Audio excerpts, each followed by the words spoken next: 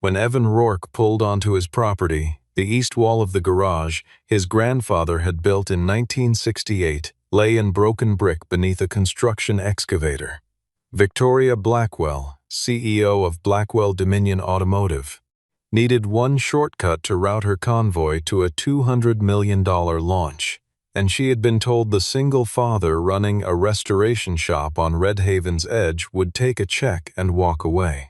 Evan didn't raise his voice. He found a steel door behind the demolished wall and opened a safe no one from Blackwell knew existed. 3 days later, not one of their vehicles moved. Stay until the end to find out what was hidden in that wall and why it stopped everything. Evan had left Red Haven before sunrise that morning with a fully restored 1964 Chevrolet Corvette strapped to a flatbed, delivering it to a collector 3 counties away who had waited 11 months for the work to be finished. The drive back felt familiar in the way that all returning roads feel familiar. The same highway curve, the same exit ramp, the same right turn past the grain elevator that marked the last 2 miles home. He noticed the construction equipment from the top of the hill. A yellow excavator, 2 flatbed trucks loaded with concrete barriers, and a crew of workers in high-visibility vests moving with the practiced efficiency of people who had already been paid and had no intention of stopping. The chain-link fence that had separated his lot from the neighboring industrial parcel had been unbolted and pushed to the side, and the east wall of Rourke Heritage Garage, the one his grandfather had poured block by block the summer before Evan's father was born, had been reduced to a debris field that stretched across the rear of the property. Evan parked the truck, stepped out without hurrying, and walked toward the site foreman, who looked up from a clipboard with the expression of a man who had navigated these conversations before and expected to navigate this one the same way. The foreman handed over a document before Evan had finished his first sentence. A 2-page emergency demolition authorization stamped with the city's commercial development seal and a Blackwell Dominion project identifier. He explained that the corridor fell within the approved industrial easement boundary, that the structure had been flagged as a non-load-bearing outbuilding with no recorded historical designation, and that the site team had begun work at 6 that morning, pursuant to the authorization.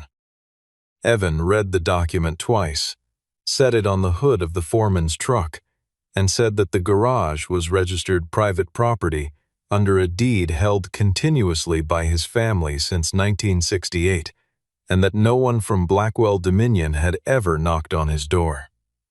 The foreman shrugged in the way that people shrug when they work for someone with more lawyers than their opponent, reached for his radio, and placed a call that brought a black SUV through the new gap in the fence within 4 minutes. Victoria Blackwell stepped out wearing a hard hat over a tailored jacket, accompanied by 2 aides and a man Evan would later come to understand was Sterling Carradine, the chief operating officer of the company and the person most responsible for the schedule she had agreed to keep. She moved across the broken brick without slowing down, assessed Evan once with the economical attention of someone who rarely wasted time on introductions, and said that her team's survey data and the city's digitized parcel map both placed this corridor within the boundary of the industrial zone Blackwell had acquired the previous year. She offered him a handshake and a number, an accelerated acquisition payment she described as generous given the assessed value, and said her legal team had mailed formal notice to the address of record 6 weeks prior. Evan told her he had received no such notice. Victoria said the postal record would reflect otherwise. Sterling stood slightly behind her, watching Evan with the patient attention of a man running probability calculations on whether this would resolve cheaply or expensively. Evan refused the offer. He told her the wall had not belonged to the corridor. It had belonged to the building on the lot behind it, a lot he held free and clear. Victoria said the original survey line placed the eastern boundary of his parcel 17 feet north of where he believed it to be, that the corridor had been a historical right-of-way attached to the industrial zone, and that his grandfather had built the wall across a line that was never his to use. Evan said that was not how his grandfather had described the deed, and that he intended to find out exactly what that deed said before he signed anything. Victoria offered her card, told him her team would be in touch, and turned back toward the SUV with the body language of someone who had already moved on to the next item on her agenda. It was Evan, moving through the rubble to retrieve the garage's tool inventory, who noticed the edge of a steel door embedded in the remaining section of the east wall, a door he had never seen, because it had always been behind the workbench his grandfather had built flush against the brick. The safe was small, the kind bolted into masonry in the 1970s, with a dial combination left at its last setting. Inside, beneath a layer of protective cloth that had browned but not disintegrated, was a bound set of documents, a rolled tube of drafting paper, and a letter on top written in the careful cursive of a man who had learned to write with a fountain pen. Evan didn't read the letter in full standing there in the rubble. He read the first line, which said, "If they have come back to this road, it means they still have not settled the old account." He carried the safe to his truck, drove it to the back of the lot, and sat with it in the cab for a long time before he called anyone. 6 weeks before Evan came home to find his wall demolished, Victoria Blackwell had been standing in a glass-walled conference room 40 floors above Detroit, staring at a timeline that no longer added up. The Blackwell Tempest was positioned to be the company's flagship electric vehicle, a limited production performance car priced above $1 million per unit, announced 2 years prior with enough momentum from industry press and investor enthusiasm to carry the stock through 3 consecutive quarters of otherwise unremarkable earnings. The launch event had been designed as a spectacle, a convoy of Tempests rolling from the assembly facility across the Red Haven circuit through the new customer experience complex on the edge of Lake Millard and onto a purpose-built demonstration stage where pre-order holders, automotive press, and a curated list of institutional investors would watch the cars perform at speed. The date had been locked for 8 months and could not be moved without triggering a performance clause in the investment agreement that would allow 2 anchor funds to demand repayment of their preferred shares. The routing problem had surfaced in the spring when the primary access road between the assembly facility and the lakeside stage failed 2 consecutive soil stability assessments, requiring a full redesign that pushed the projected completion date 4 weeks past the launch. Sterling Carradine had identified the alternative, a service corridor running behind a strip of older industrial buildings near the southern edge of the acquired zone, connecting the secondary factory exit directly to the demonstration road without requiring the contested bridge crossing. The path was rougher and would need surfacing, but Sterling told Victoria it saved $18 million in bridge construction, eliminated the permitting delay entirely, and put the convoy back on schedule. He said the corridor was part of the industrial easement the company had purchased, and that the legal team had reviewed it. Victoria asked him to confirm the property status was clean. Sterling told her it was being finalized and that she could sign the construction authorization as a preliminary approval pending the administrative close. What Sterling knew and Victoria did not was that the legal team had flagged the Rourke parcel 3 weeks earlier, noting that a separate deed appeared to govern the eastern structure and the rear lot access, and that the city's digital parcel map had absorbed an error during its conversion from the 1994 hand-drawn survey, shifting the recorded eastern boundary of the Rourke property approximately 17 feet north of its actual position. The attorney who wrote the flag had recommended direct contact with the property owner before any physical work began. Sterling had marked the memo for review and scheduled no follow-up. The authorization Victoria signed listed the action category as temporary industrial corridor preparation and did not specify which structures would require modification. The contractor had been briefed separately, in a meeting Sterling attended without Victoria. Evan Rourke had been aware that something was happening near the back of his lot for the better part of 2 weeks before the demolition, though he had attributed it to the general construction activity that had been expanding through the old Red Haven industrial zone all spring. His daughter Sadie, who was 13 and spent most weekends photographing the neighborhood with a film camera her mother had left behind, had come inside one afternoon and told him there were people with measuring equipment near the fence again. Evan had walked out, seen a pair of men in Blackwell vests with a laser rangefinder, and told them politely that the property line was marked and the gate was private. They had thanked him and moved on without explanation. Sadie had kept photographing anyway, the way people her age photograph things that feel like they might matter later, without knowing quite why. The garage had been operating at a loss for the better part of 18 months. 3 of Evan's longtime restoration clients had moved or passed away. The regional collector market had softened, and the cost of maintaining equipment that was itself a decade past its optimal service life had climbed past what 2 or 3 jobs per quarter could cover. A real estate investment firm had sent offers 4 times in 2 years, each one higher than the last, and each time Evan had filed it in the folder he kept under the front desk without composing a reply. When Sadie had asked him one quiet Sunday afternoon why they didn't just sell and move somewhere easier, Evan had told her that the garage wasn't a building. It was proof that their family had built something worth keeping. He had not expected that sentence to be tested so soon. In the last photograph Sadie had taken of the surveyors, she had caught Sterling Carradine standing beside a folded map, his finger tracing a line across a page that had the words Rock Parcel written clearly in the header. In the background, a man in a jacket bearing a legal firm logo was pointing at the private property notice bolted to the gate.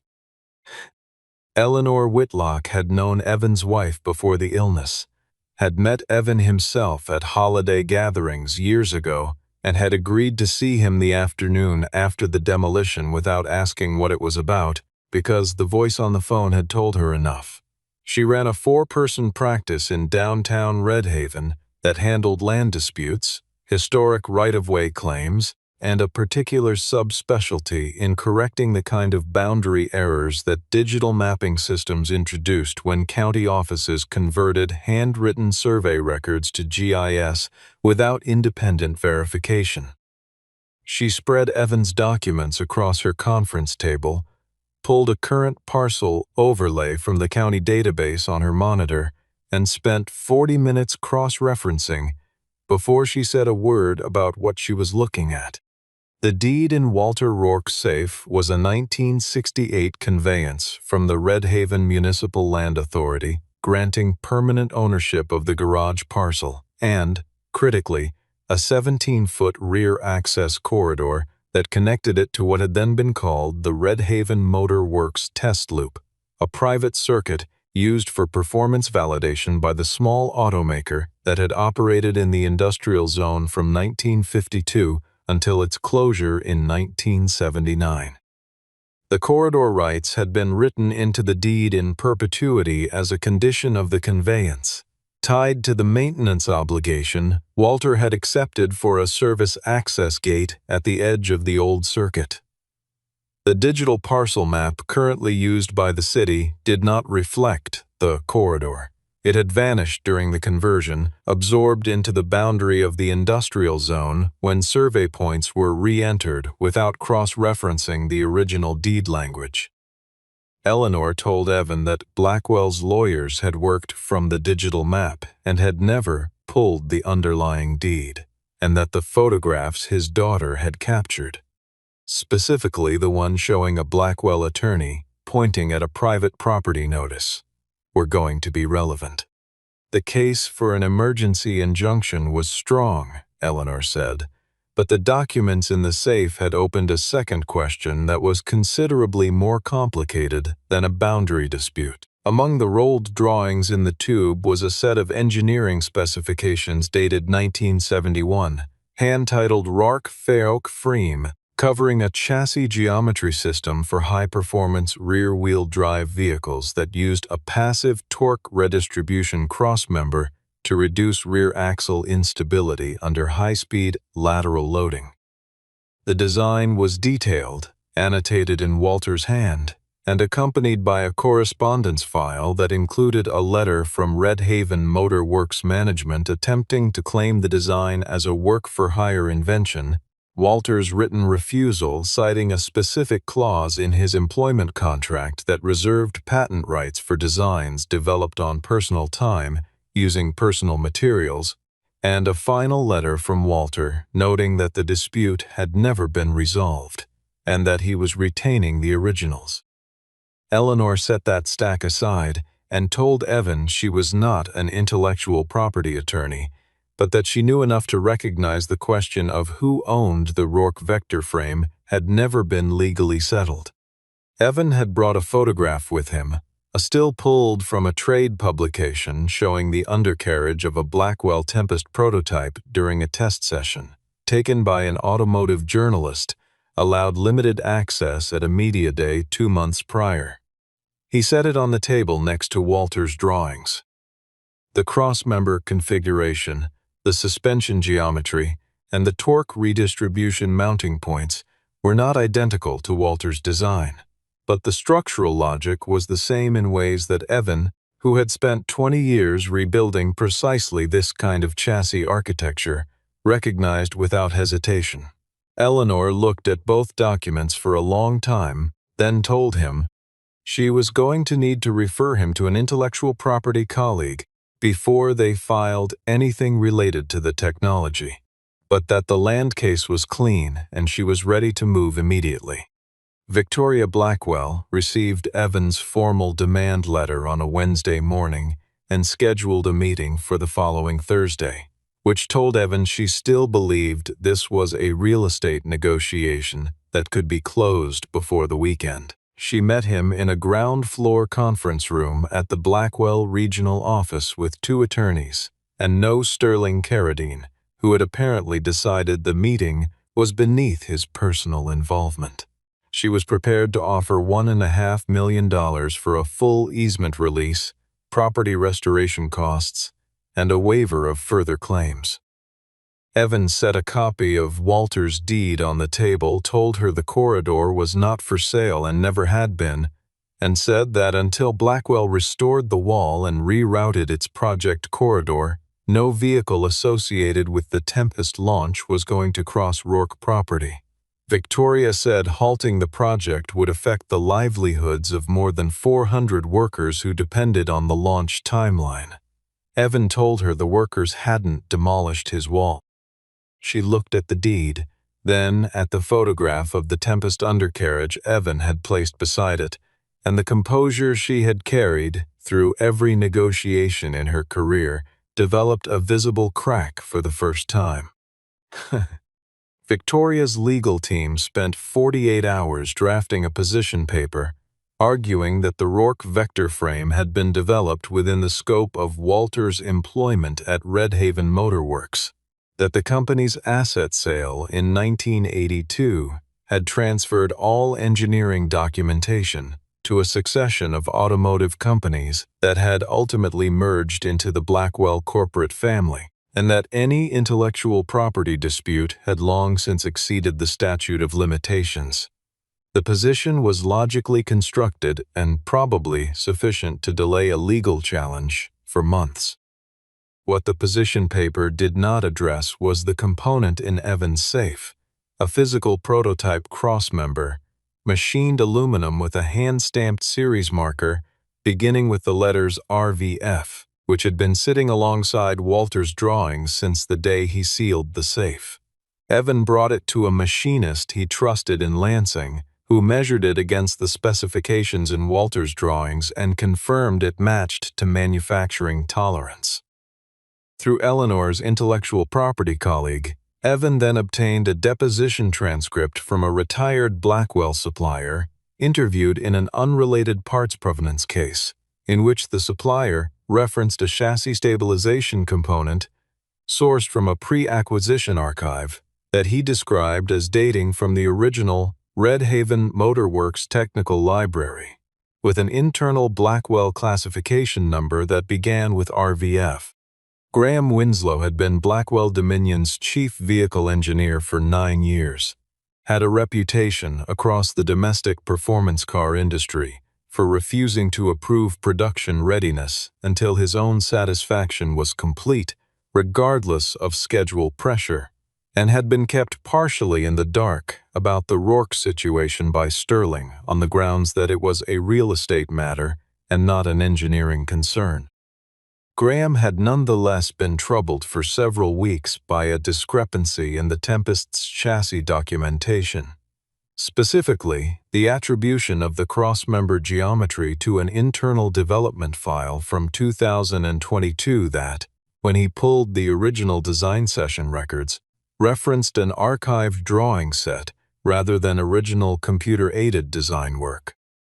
He had filed an inquiry with the archive management team and received a response that satisfied him superficially but left a residue of unease he hadn't fully resolved when Evan's demand letter and its accompanying technical exhibit arrived at the company's legal desk. Graham requested a meeting with Evan through Eleanor's office. They met at the garage, where Evan spread Walter's drawings on the main workbench beside the physical prototype.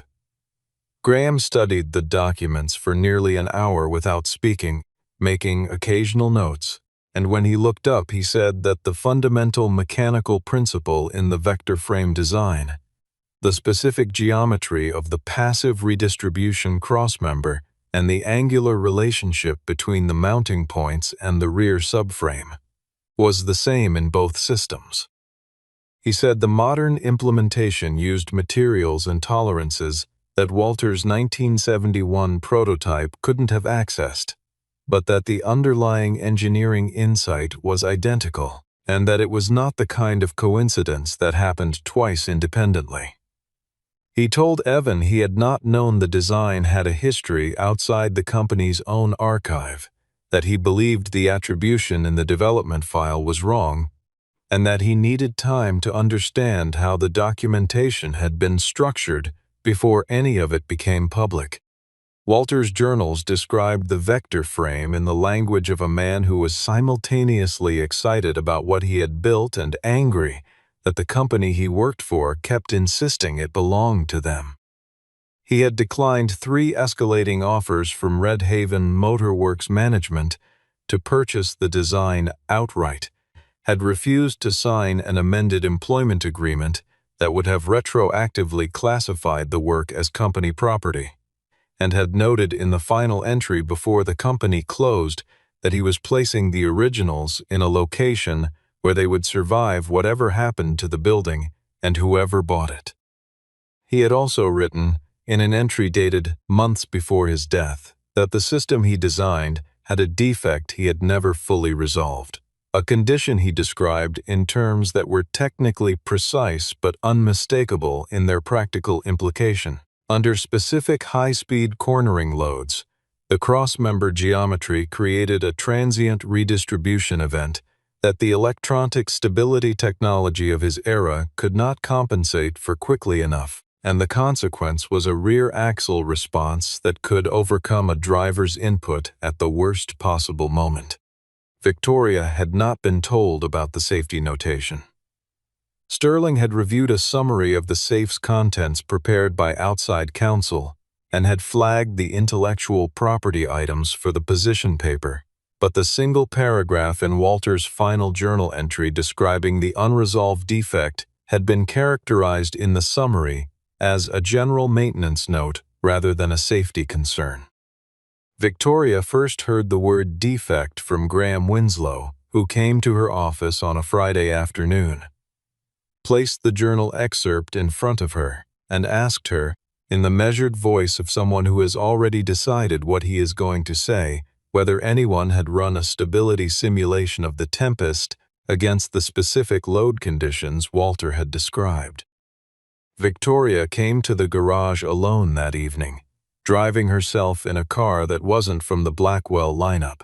She had taken 2 hours to read everything Graham had given her, and another hour to make phone calls she wouldn't describe in detail, and when she sat down across from Evan at the workbench he used as a desk, she looked like someone who had spent the day revising a set of assumptions she had built her plans around. She told him she understood the land dispute was real, that the deed was valid, and that her company had moved without sufficient verification. She said she wanted to resolve it before it went further. Then she placed a written proposal on the bench and waited. The offer was significant.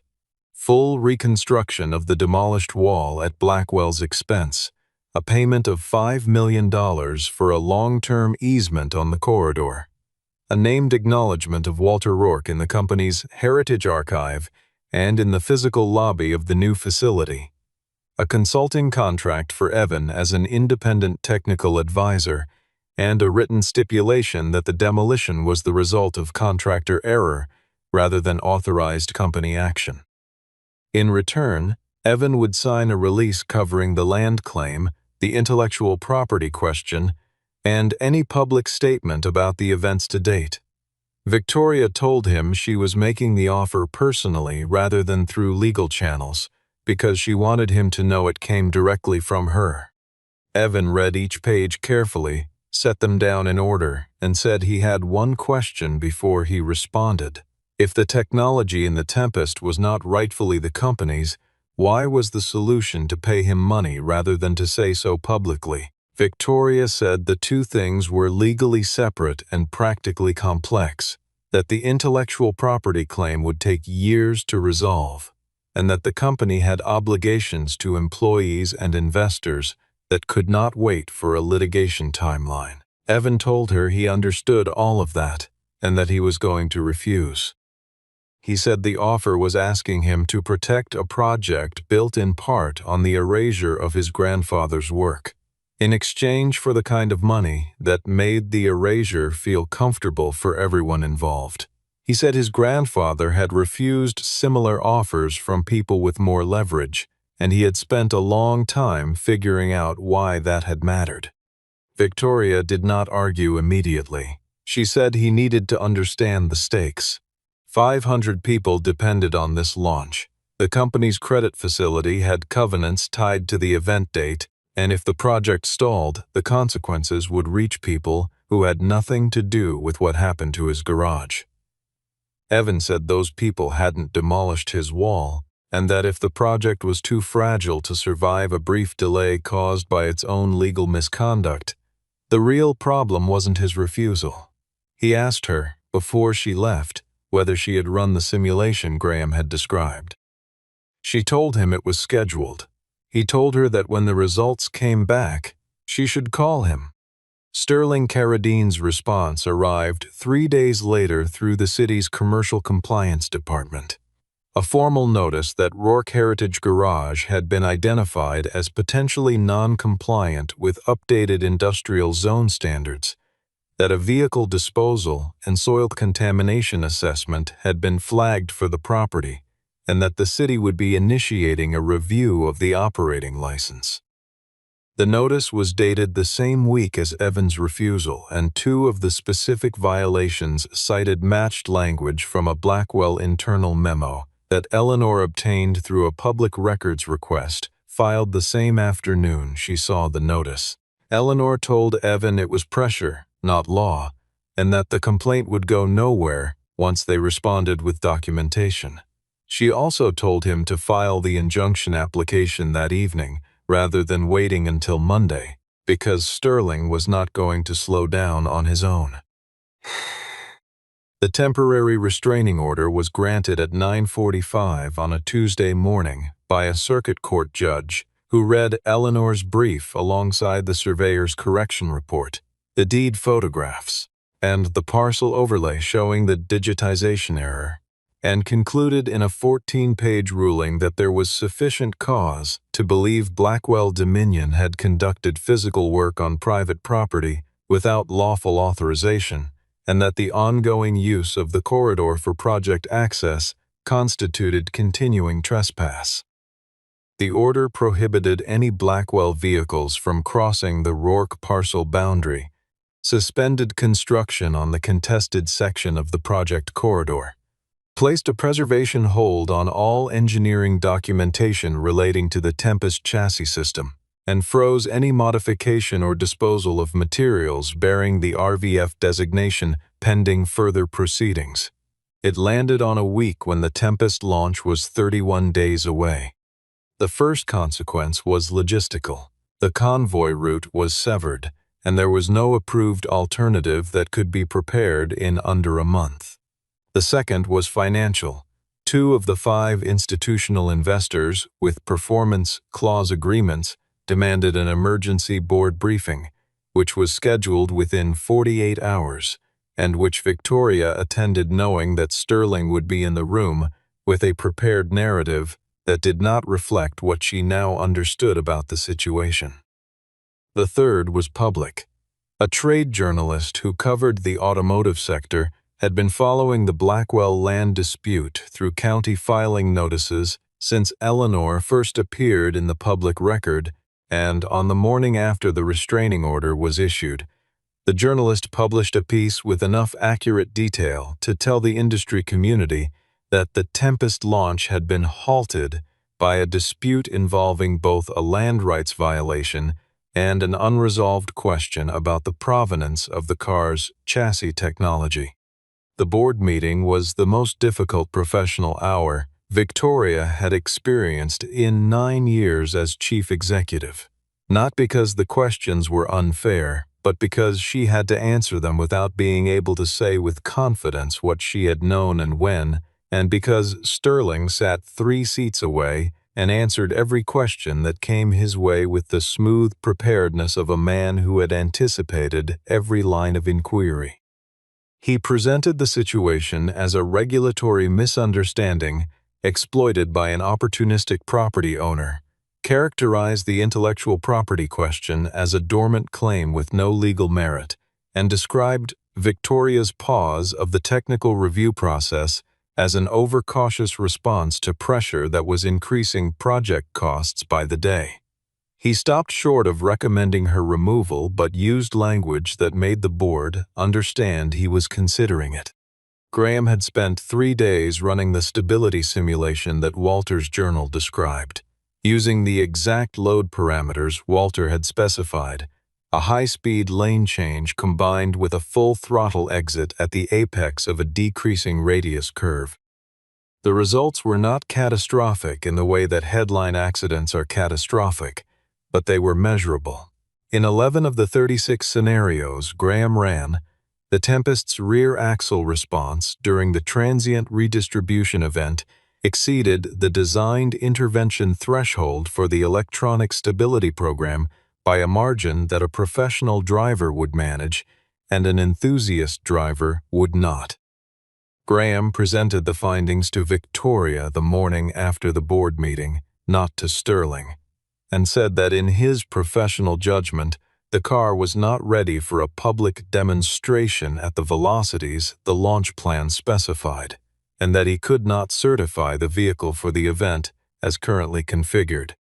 Sadie came to the garage after school that afternoon and watched her father read Graham's report summarily at the workbench, and then set it down and look at the temporary panels they had installed where the east wall had been.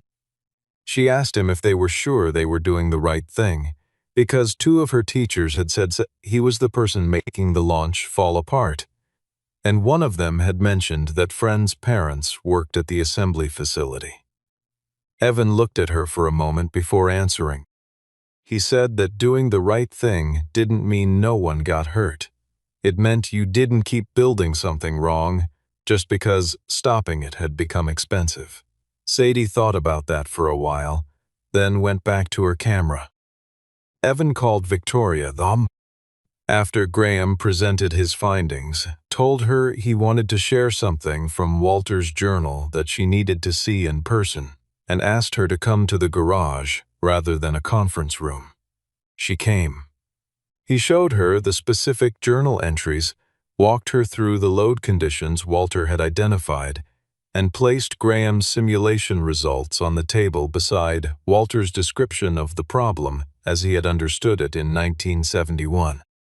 The correlation was exact in a way that required no engineering expertise to recognize. An old mechanic working with slide rules and physical prototypes had documented the same failure envelope that a modern simulation suite had just reproduced. Victoria read both documents twice, asked Graham, who was present, 3 technical questions, and then said that the launch was going to have to be suspended.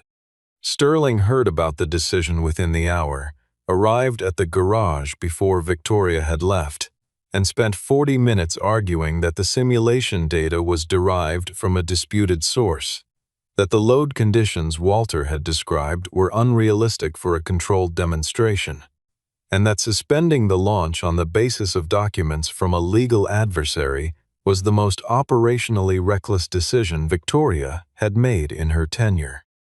He said a limited demonstration at reduced speed with professional drivers would satisfy the investor obligations without exposing the car to the conditions Graham had tested. Victoria told him she would not present the Tempest as a high-performance vehicle to buyers who had committed more than $1 million per unit, while the company knew there was an unresolved question about its safety at the performance level they were selling. Sterling turned to the 2 board observers attending the meeting and said, with the measured certainty of a man who had been building toward this moment for weeks, that the CEO was allowing a land dispute to determine the operational direction of a $200 million program. Evan had not asked for money in that meeting. He had not asked for a position or a title.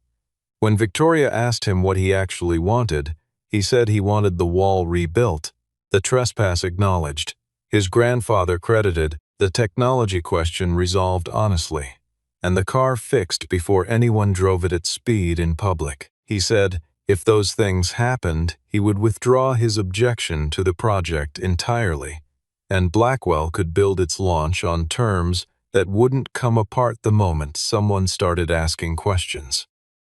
Victoria looked at him with the particular expression of someone encountering a version of a situation they had faced before, but from the other side of it. Over the following 2 weeks, Victoria came to the garage several times while she and Graham worked through the modification options for the crossmember geometry, and she began to understand, watching Evan work on an unrelated restoration project during their conversations, that his knowledge of the vector frame architecture was not theoretical.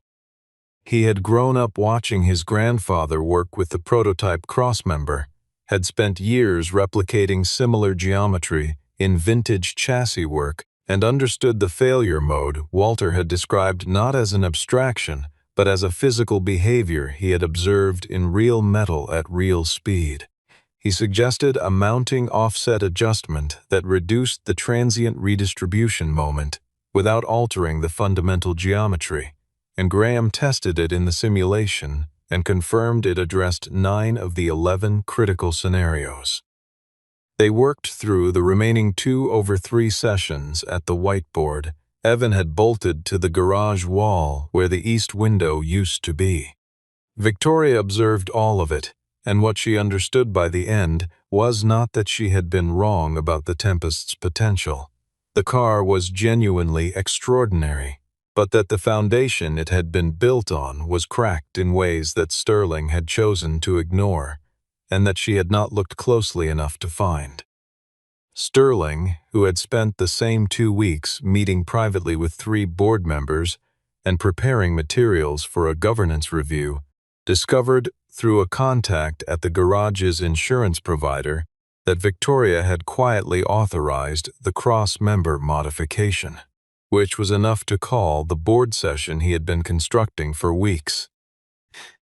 Sterling presented his case to the board. In a session, Victoria was invited to attend but not to lead, framing the sequence of events as a pattern of executive failure. She had signed the construction authorization without verifying the property status. She had allowed a land dispute to escalate into a public relations crisis.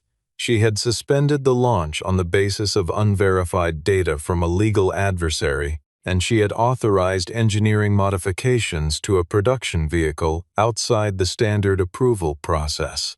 Each point was accurate in isolation. Taken together, Sterling argued, they described a CEO who had let a single adversarial property owner determine the operational direction of a $200 million program, and he said the board should consider whether a change in leadership was necessary before the launch could be rescued.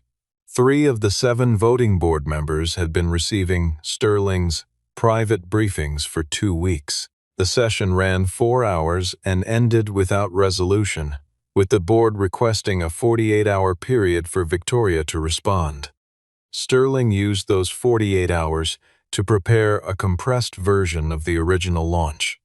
A private investor demonstration at the alternate test facility using the pre-modification vehicle, attended only by the 5 principal investors, the 10 top pre-order clients, and a small media pool traveling under embargo. He told the board it could proceed without triggering the restraining order since it would not use the Rourke parcel.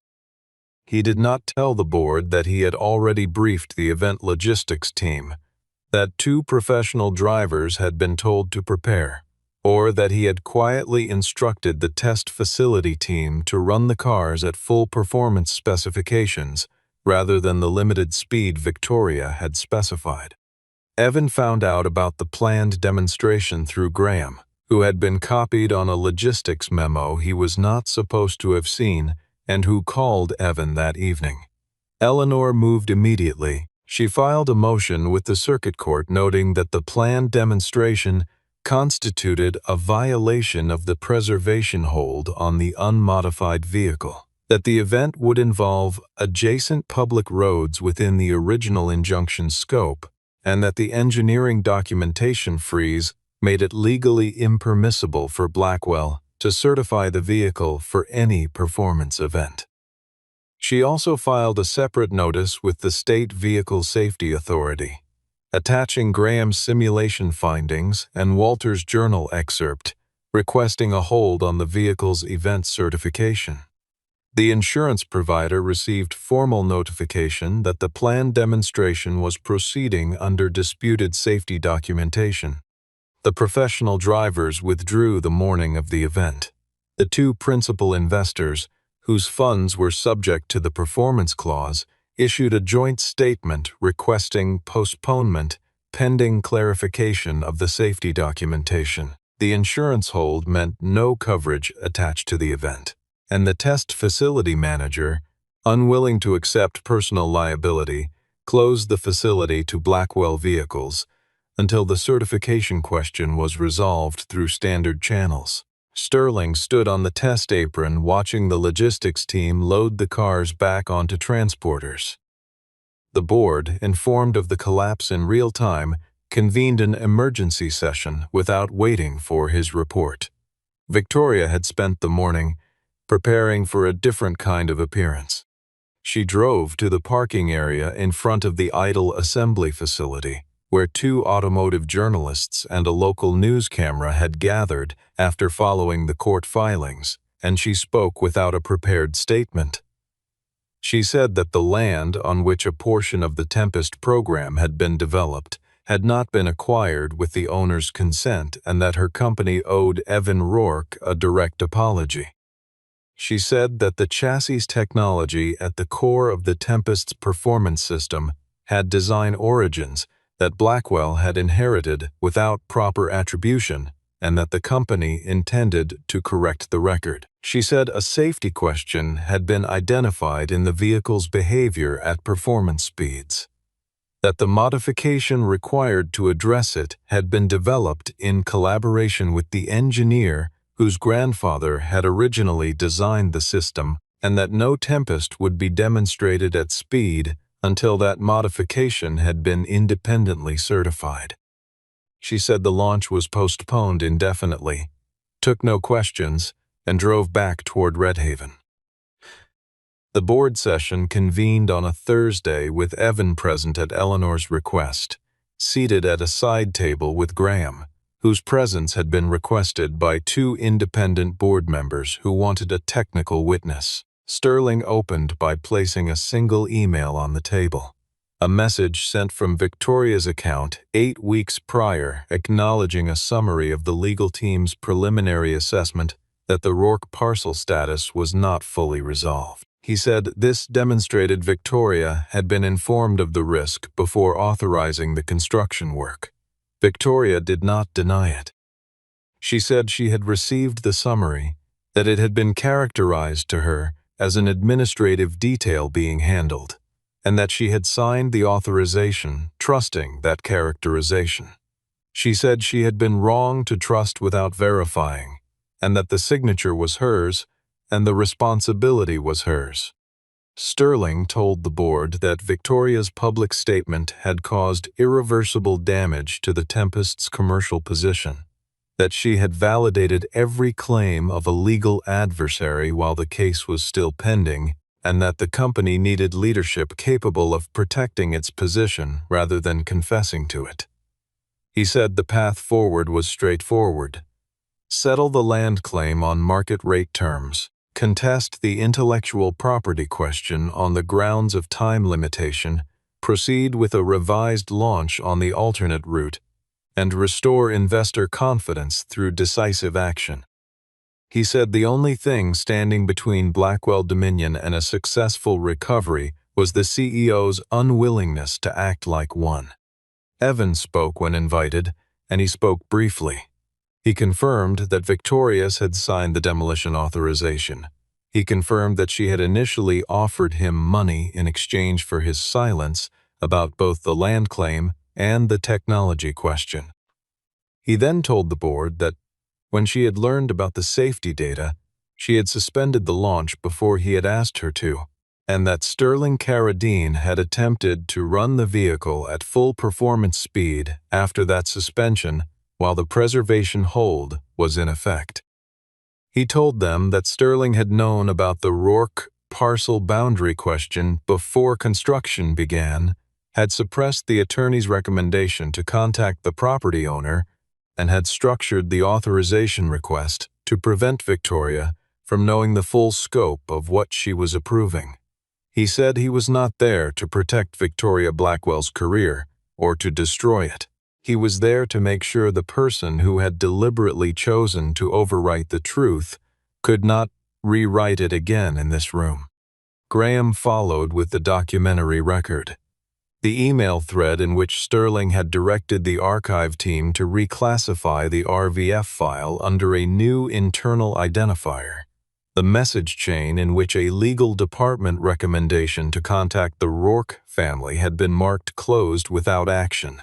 The safety simulation findings that had been delivered to Sterling 6 days before he organized the private demonstration, and a financial disclosure showing that Sterling's compensation structure included a $40 million performance incentive triggered by the launch completing on the original date. The board voted to suspend Sterling Carradine pending an independent investigation, to engage outside counsel for a full review of the RVF documentation chain, and to accept Victoria's proposed settlement framework as the basis for resolving the Rourke claims.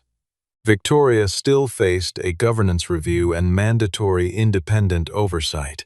She had not been forgiven, only retained. Evan and Eleanor signed the preliminary agreement the following week. The rebuilt garage went up over 8 weeks in the early spring, framed in the same dimensions as the original, with the same east-facing windows and the same concrete apron that Walter had poured in 1968. Evan had kept a portion of the original brick, the pieces intact enough to use, and the mason worked them into the lower section of the new east wall, so that the oldest material in the structure was at the foundation. The Rourke Heritage Garage sign was remounted the day the exterior was finished, and below it, on a separate panel that the Preservation Fund's Historical Committee had proposed, a second line read, "Birthplace of the Veroth, Freem." Sadie photographed it from across the street the morning it went up and put the print in a frame without saying anything about it to her father, leaving it on the workbench where he would find it. Sterling Carradine was dismissed from Blackwell Dominion following the independent investigation, which found that he had suppressed 3 separate legal assessments related to the Rourke parcel, had directed the reclassification of archival documents bearing the RVF designation, had withheld a safety simulation from the board, and had organized a vehicle demonstration in violation of a court preservation order. His performance incentive was voided. His board memberships at 2 other companies ended within the quarter, not because of legal compulsion, but because the people who sat on those boards read the investigation report and made a calculation about the quality of judgment he had been exercising all along. He did not lose his standing as a result of Evan Rourke. He lost it as the accumulated consequence of a long series of decisions in which he had chosen speed over accuracy and personal profit over accountability, and the Rourke situation had simply made the pattern visible to people who had previously chosen not to look. Victoria Blackwell retained her position under a governance restructuring that installed an independent technical oversight committee with veto authority over safety certifications, severed the executive compensation structure from single event milestones, and required third-party verification of all land and intellectual property rights before any physical project work could begin. She rewrote the company's conflict of interest disclosure policy herself and presented the revised framework to the board alongside a public statement that specified, by name and by year, the originating work that had made the Tempest possible. She did not do any of this because she had been ordered to. She did it because the sequence of events that had begun with a demolished wall in Redhaven had shown her, more precisely than any board review could have, the exact distance between the company she had believed she was running and the one that had actually been operating under her signature. The new route between the assembly facility and the lakeside demonstration stage added nearly 1.5 miles to the convoy path, swinging north of the Rourke parcel before connecting with the approach road.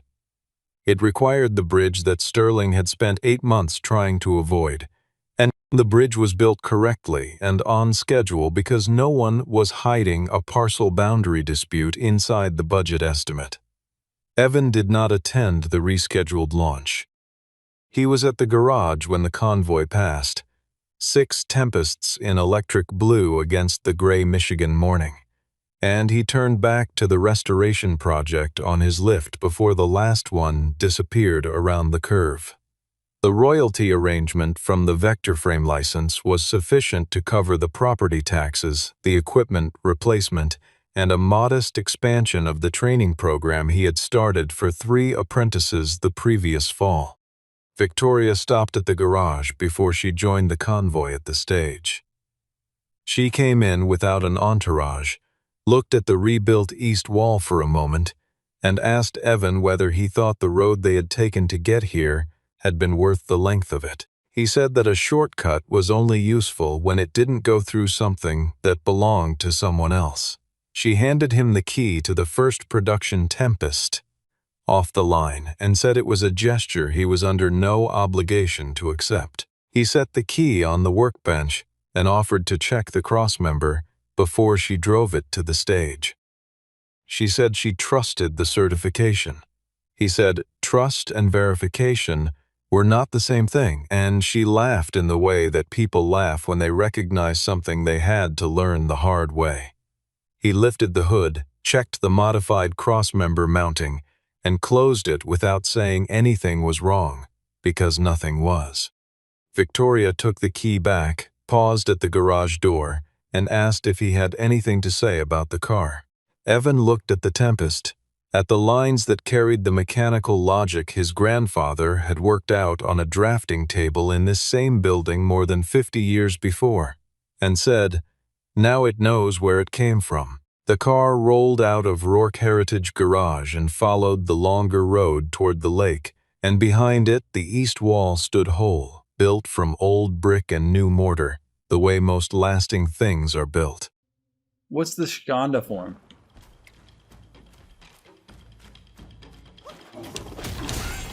Oh, wow.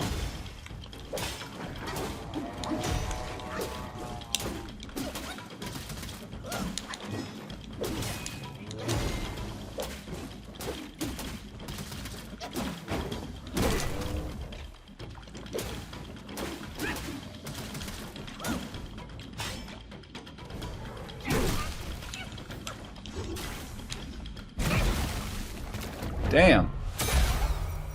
I'm the man, bro. Uh-oh. Who's that little guy?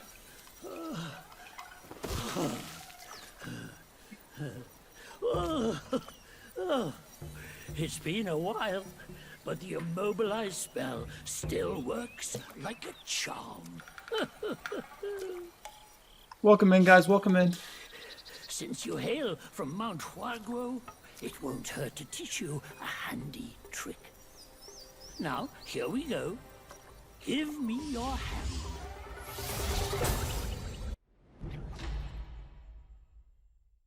Nice. There you go. Should you come across any miscreants, just point your finger at them and release this spell. You'll be able to hold them in place while giving yourself a breather. Grab my pizza out of here. Mine is but a I hope that's the end of the fight.